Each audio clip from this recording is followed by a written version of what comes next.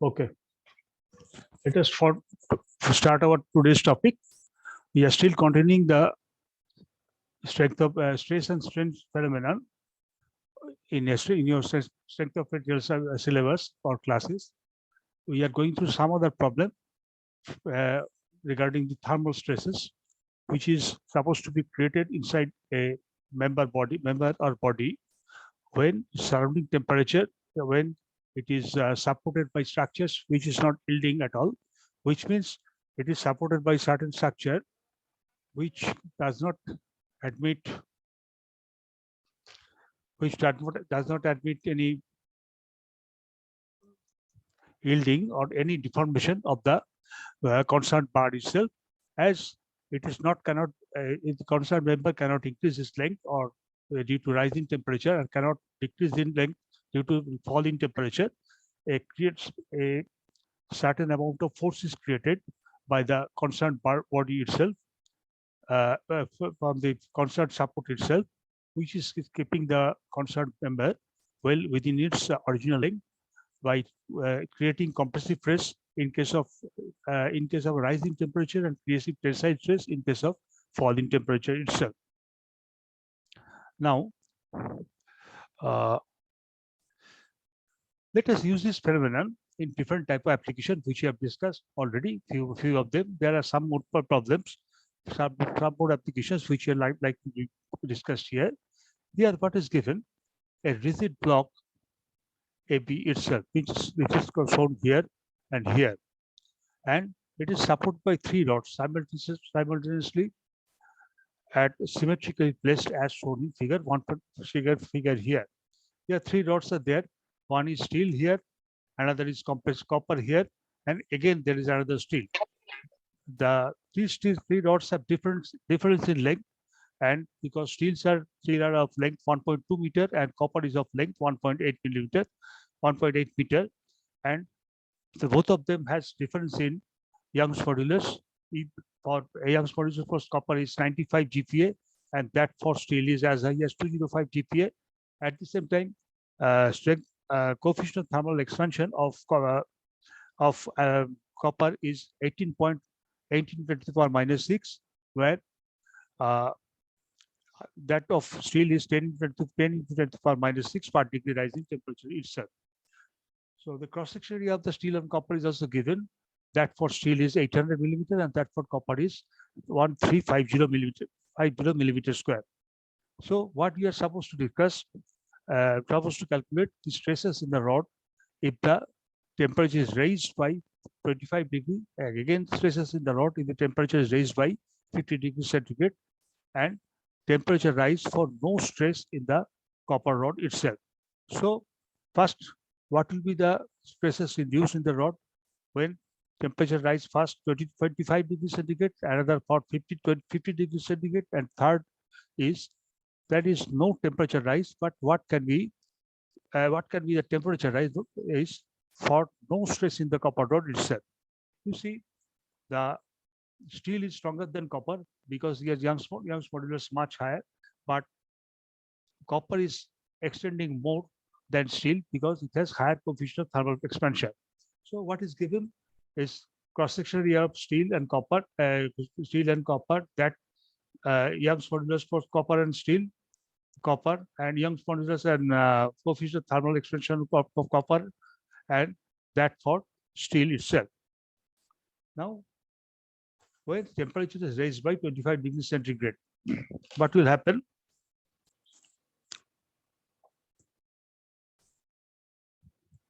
Now, the increase in temperature rise, the elongation of the copper wire is definitely more in compared to steel wire because it has had coefficient of thermal expansion. On the other hand, you can say if the temperature does not change at all, there is elongation of all the rods, and there is tensile stress in the rod itself.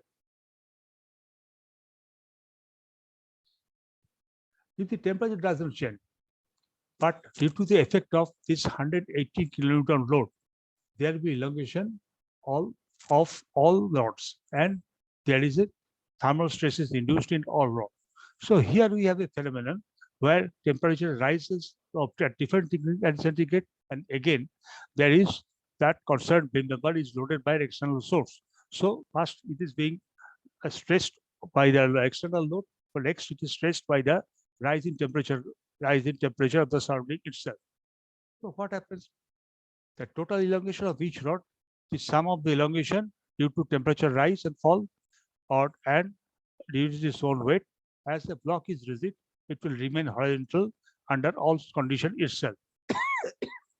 So what is the given condition? This block is supposed to be there in the same position as it was in the initially, means it is supposed to be in horizontal position always, even with rise and fall in temperature, and even with the application of this load 118 kilonewton itself. So first, what we have to do,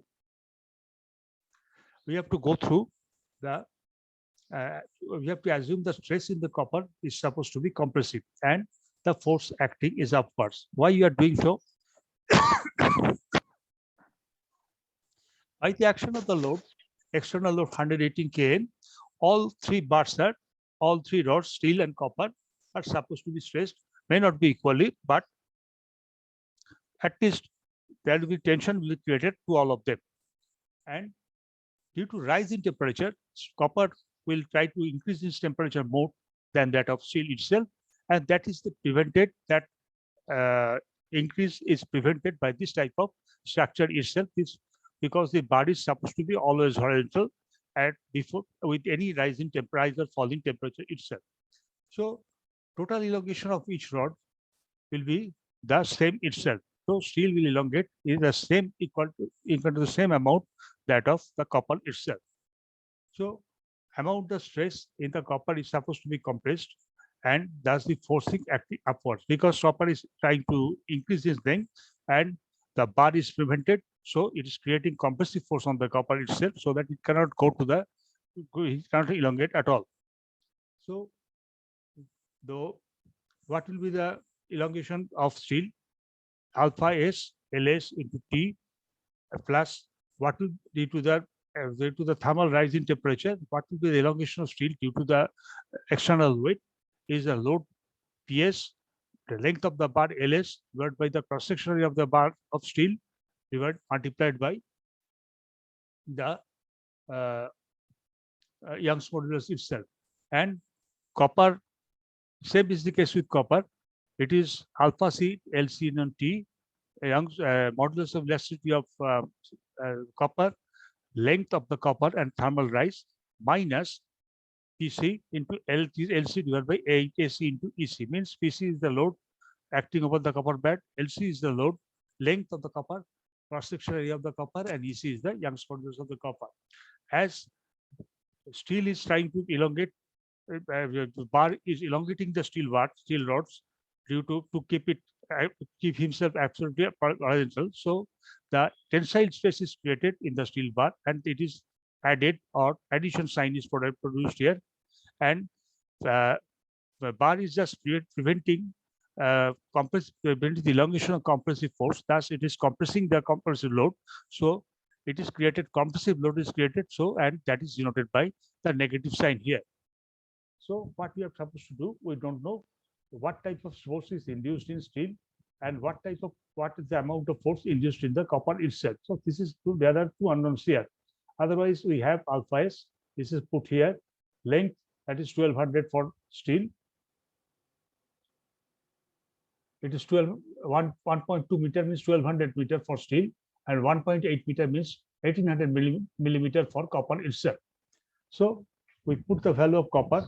Initially, there was rise in temperature by 25 degrees centigrade, and we put the length LS is 1200 again, and cross-section area is given by 800. The cross-section area is given by 800, and Young's modulus given by 205 GPa, which is supposed to be multiplied by 1000 to make it 205000 MPa itself. Similarly, you have to put the value of alpha C,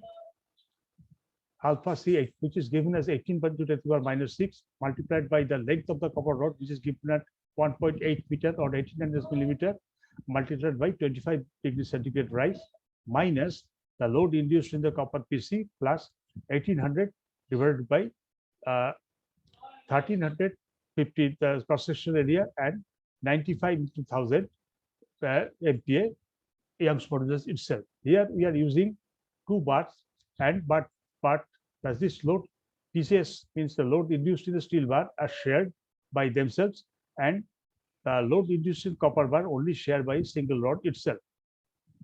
Thus, we have the equation in the form after simplification. PS is given by 65601 minus 1.918 PC itself.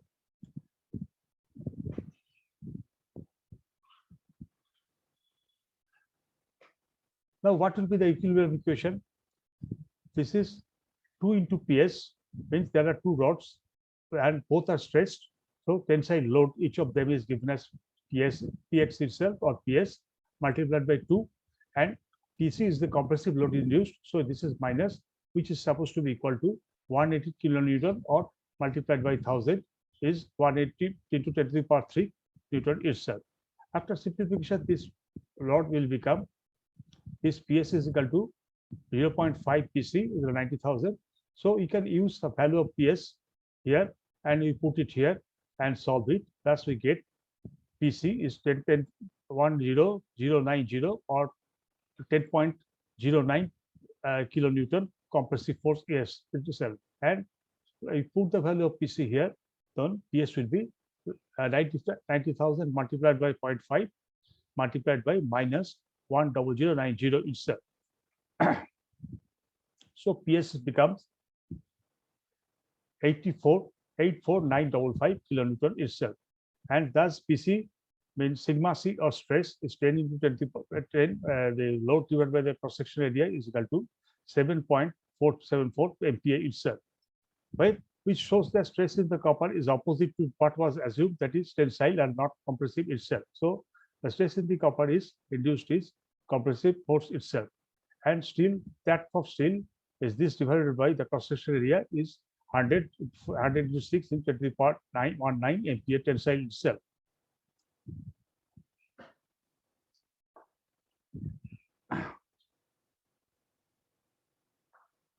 When the temperature is raised by 50 degrees centigrade. Similarly, same equation is used except for the temperature. For 25, we put the value of 50 itself here. Here is as well as here. This is for copper portion and this is for steel portion itself. After simplification, that same equation will become 131201 minus 1.918 PC itself. Equilibrium equation will be same.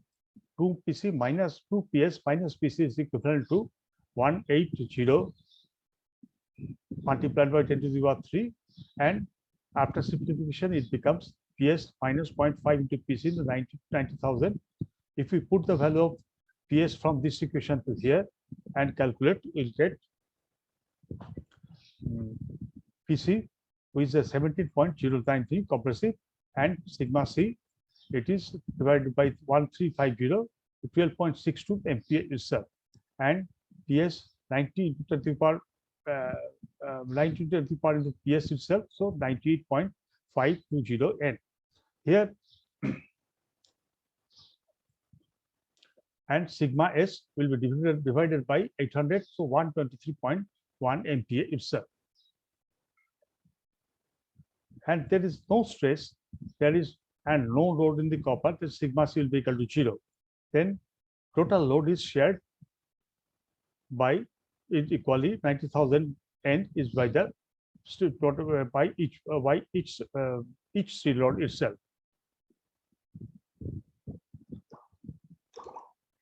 Here, the compatibility equation we have to do only there. T is unknown to us, and we put all the remaining available value here, and for steel here, and for copper itself. Copper is for steel here. There is no value induced in the copper, so copper portion is totally eliminated. So this 10 to the power 18 PS into T. So after simplification, you will have 17 into 10,000. This we are putting the value of PS here, and divide simplification will get that the required temperature is 34 0.3 degrees centigrade itself. So for this temperature, there will be no stress on the copper rod itself, only it is stressed by the steel rod, because the amount of elongation which will takes place due to the rising temperature, that will be totally uh, mm, that will totally absorbed by the steel rod itself. Next is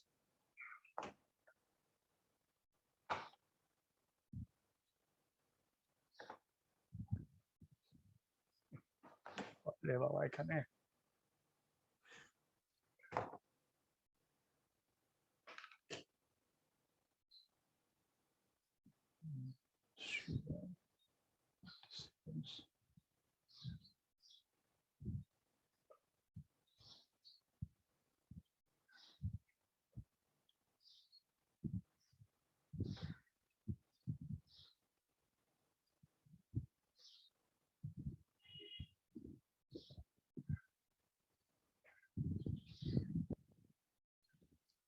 Now let us go to the next problem here. A rod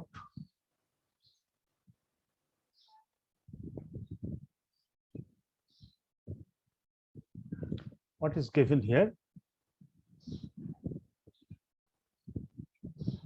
A rod ABC is hinged at A and attached to brass bar BD and CE. The temperature of the steel rod is raised by 40 degrees centigrade. That of the brass bar is lowered by 40 degrees centigrade. So, remember the normal stress induced in the steel and the brass bar itself. Where Young's modulus is given for brass, that for coefficient of thermal expansion is given for brass, Young's modulus given for steel, and that for given for coefficient of thermal expansion is given for 11.5 × 10⁻⁶ degrees centigrade itself. So what is shown here? There are brass rods BD, and which is of cross-sectional area 6 of length, cross-sectional area 300 like this, and steel rod that is CE, which is a cross-sectional area 200 and of length 500, and brass rod has length 600 itself, and the bar ABC is hinged at the point A, and it is liable to be moved up and down, as well as with the total resultant movement of brass and steel itself. So what is shown here? What is given here? BD and C.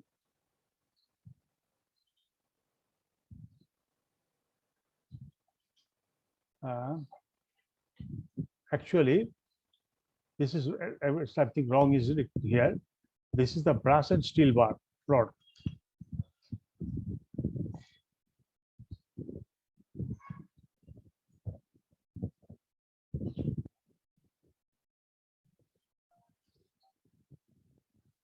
Here, there are two rods, not three. Brass is for BD and steel is for CE itself. So let us proceed. The cross section of the steel is given as 300 millimeter. Young's modulus that for brass is 300 millimeter. Young's modulus of brass 92 GPa. That for steel 202 GPa.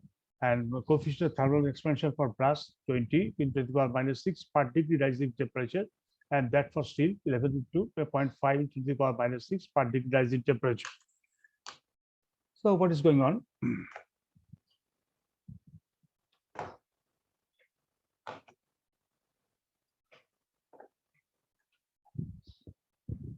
What we say, temperature of the steel bar is here increasing. Temperature of steel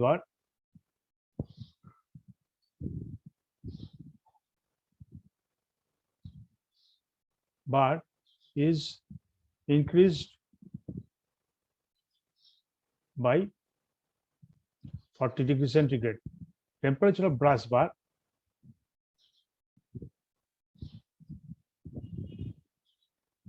reduced by 40 degrees centigrade itself. Now, this is given here and here. Now, what will be, there is stresses induced in steel bar. If the steel bar is extended freely, how much it will expand? It will be given as its length, its coefficient of thermal expansion, and rise or fall in temperature itself. If we put out the respective values, which is given 500 for length, 11.5 to the power 6 for -6 for alpha, and multiplied by 40 by the rise in the temperature itself. Similarly, the contraction of the bar itself, if it is allowed to contract, free contraction, if it is allowed to contract freely without any prevention, then same equation will use L alpha T. L for length of the bus bar, which is given here 600, and cross sectional area um, alpha is 20 to 10 to the power -6, which is also given, and 40 is the reduction in temperature itself. So the contraction of the bar will be 0.48 here.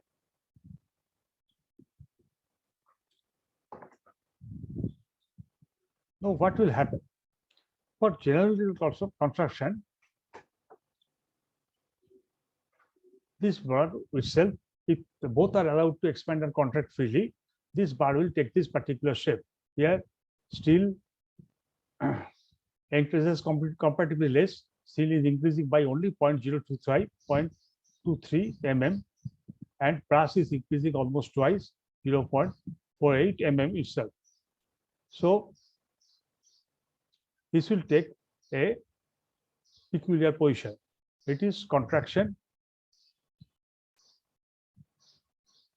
it is elongation. So steel is increasing in length, brass is contracting in length.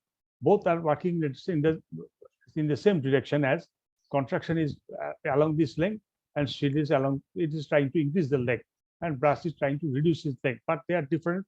So this will take a peculiar shape like this. Steel will allow to expand here, and brass will push it out. Brass will push down comparatively more, but not allowed by the steel itself, because it is comparatively stronger in length. So if the bar is 0.48, extension is at least 1.08 millimeter with the addition of the two. In order to make the extension of the steel bar must be 1.08 millimeter to have no temperature stresses after all. So how it is possible? If the rod is rigid and the steel bar expands where the brass bar contracts, then no temperature stress will develop only if the delta S is equal divided by delta B is multiplied by 900, the length from multiplied by 400 multiplied by 900 itself, which is given as 2.25. 500.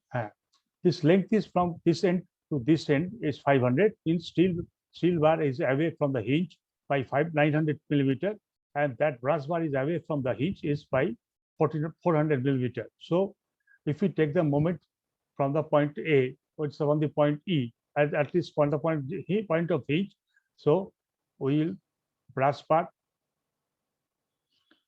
and steel ratio of brass bar and steel bar will minus the ratio of the distance between these 2 points is minus 900 by 400 is minus 2.25 is equal to 2.25 itself. So delta S 2.25 delta B is equal to 2.25 to 0.48, which is given here. It is 1.08 millimeter. So steel bar should supposed to expand 1.08 millimeter, which is not allowed. So if it is allowed to expand, that is 1.08 millimeter, then there is no temperature stress induced there. Hence, the expansion of the steel bar is only 0.23 millimeter, which indicates that final position of the rigid bar will be such that contraction of the bar is less than 0.48 and extension of steel bar is more than 0.23. Thus, but none of this allowed to extend to its full extent itself. Thus, tensile stress is developed in the steel bar and compressive stress is developed in the bronze bar brass bar itself. So net expansion is delta S of the steel bar and net contraction is delta B dash for the brass bar itself. So delta is LS into alpha S into TS plus sigma into LS into LS divided by ES. That is length of the steel bar multiplied by coefficient of thermal expansion multiplied by temperature rise. That is total thermal stresses in the steel bar, plus in addition it is increased by the extension of the bar to a certain extent, which is given by the stress induced here multiplied by the length of the steel rod itself divided by Young's modulus. If we put all the effective value except that sigma s, which is unknown to us, it will become 0.23 into plus alpha s multiplied by 5 plus alpha is multiplied by 500 divided by 2.0200 multiplied by 10 to the power 3. Similarly, the same equation, brass bar, for the brass bar, elongation or contraction of the brass bar is LB into alpha B into TB. That is the length of the brass bar, coefficient of thermal expansion of the brass bar multiplied by temperature drop, that is IB itself, TB itself, plus sigma B multiplied by LB divided by EB, means stress induced in the brass bar multiplied by the length of the brass bar divided by EB, the Young's modulus of the brass bar, which is the given by the Hooke's law itself. So as compressive stress is created here, yes, brass bar is being compressed to keep it in the proper position. So we are using a negative sign here for sigma B here. Put all this function itself and equate it to sigma is equal to sigma B. This equation will take this particular form itself. Sigma is equal to 2.3, 2.25 sigma 3. It was induced here. So this is here it is being induced here 2.25.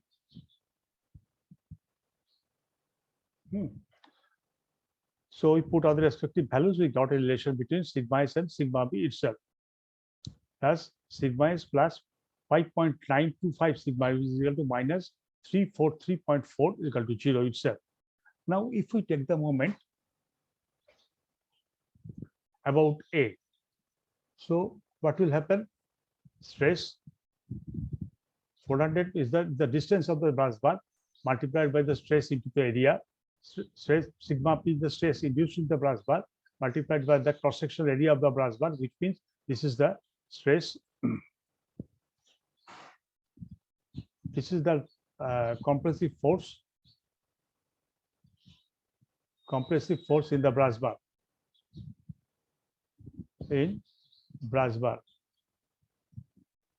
And similarly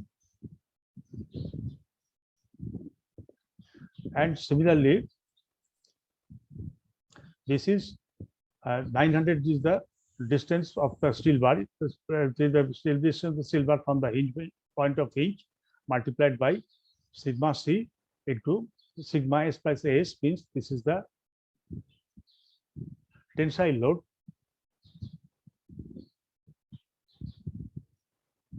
created in the brass bar.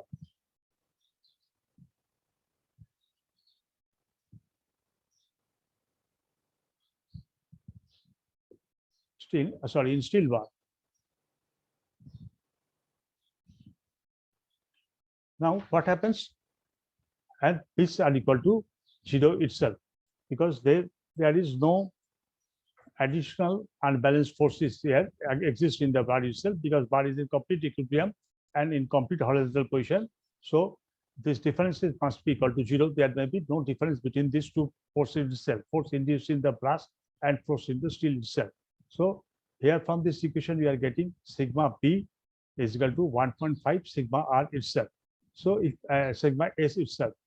Thus, if we put the value of sigma b in this equation here, so we get the equation in terms of sigma s, and that will be equal to 35.7 ampere itself. And if we put the value of sigma s here in this equation, sigma b is equal to 1.5 sigma s, so that will be equal to 1.5 into 34.7 is equal to 52.1 ampere itself. Thus, if we go through this problem, what will happen? What is given clearly? Let me explain a bit thoroughly again. There are two. It's a rigid bar, but it is hinged at one end and supported by brass bar and steel bar here. Means brass is still attached here. Sorry, this is the total bar made of some unknown material itself, and but it is perfectly rigid. It cannot be bent, it cannot be stretched or compressed anyway, and it is hinged here. Means this is allowed to rotate as from the above the hinge itself, and it is supported from the top a steel bar of length 500 millimeter or half meter and of cross section 200 millimeter, and from the bottom a brass bar which is supported by a brass bar at the point BD, at the point B, whose length is given as 600 millimeter and cross section area is given at 300 millimeter itself. What we are doing, these two bars are rise and fall are different. The temperature rises and fall are different. Here, same degree temperature is raised here along the steel, and same degree temperature is reduced here along the brass bar itself. Means 40-degree rise in temperature here and 40 degrees reduction in temperature here. Thus, steel bar will try to increase its length, and brass bar will try to contract in length.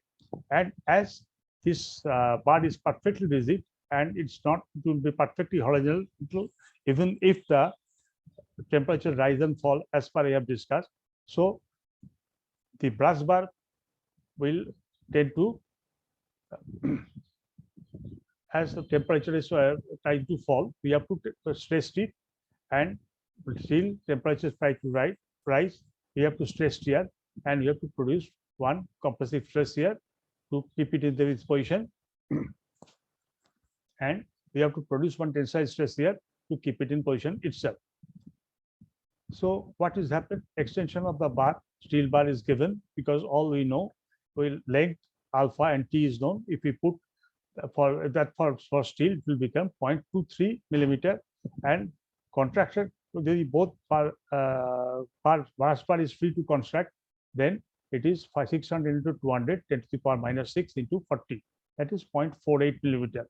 So if there is a total free contraction, brass bar will contract here up to 48 and steel bar will extend up to 0.23 only. So almost twice. Brass bar will extend a compressed contract much more than the steel bar itself. So in order to keep the position, or as the rod is perfectly rigid, and the stress the steel bar, whereas the brass bar contract, steel bar expands and brass bar contracts. No, but no temperature has developed only if there is length of the elongation of the steel bar multiplied by its distance itself, that is 500. 900 is equal to divide that is 900 and divide by 400, that is equal to 2.25 itself. No, that will be 2.25 as steel bar is 2.25 multiplied by the brass bar itself, that is 1.08 millimeter. So the bar, if the contraction of the bar is 0.8 millimeter, the extension of the bar should be 1.08 millimeter. This has to have no temperature extension, but the extension is only 0.03, which indicates the final temperature rigid bar will be such that contraction of the bar is lesser than 48, then the extension of the bar is more than 0.23. So tensile stress developed in the steel bar and compressive stress developed in the bronze bar itself. Then we are equating the competitive stress, means what is the elongation of the brass bar for when both this temperature as well as external force is applied, external force is created. We have put the elongation of due to thermal load, and we have put the elongation or contraction due to the creation of tensile and compressive stress in the respective bar. So total elongation of the respective bar is available here in terms of sigma S and sigma C. And thus, if we could put them together in the former equation, along with the length contraction, it will take this particular form itself. So this thing multiplied, if we put here in this equation, sigma delta S is equal to 2.25 sigma B, delta B, that will be, this equation is particular, this particular form. From this equation, we have got a relation of between sigma S and sigma B.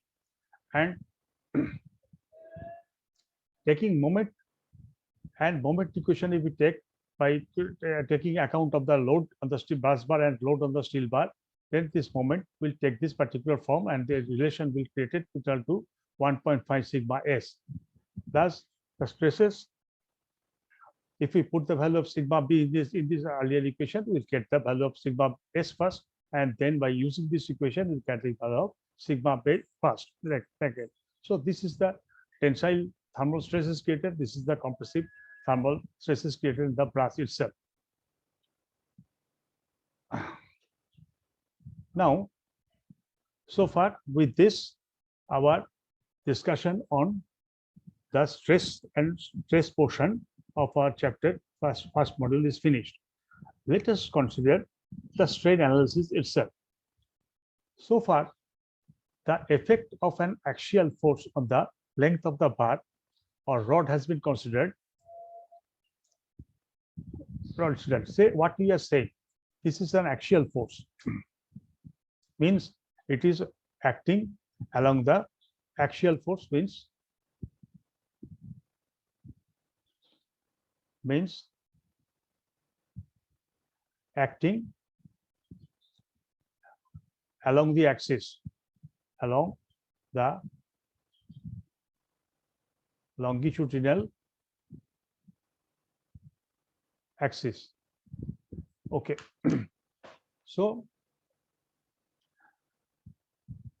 the effect has been considered in case of a tensile force, the length increases, and increases the compressive force, length decreases. If we stress for a compressive tensile force, it will come here like this, and if you stress for a compressive force, it may come here like this. So this axial increase or decrease takes place at the cost of change in the lateral dimension of the bar.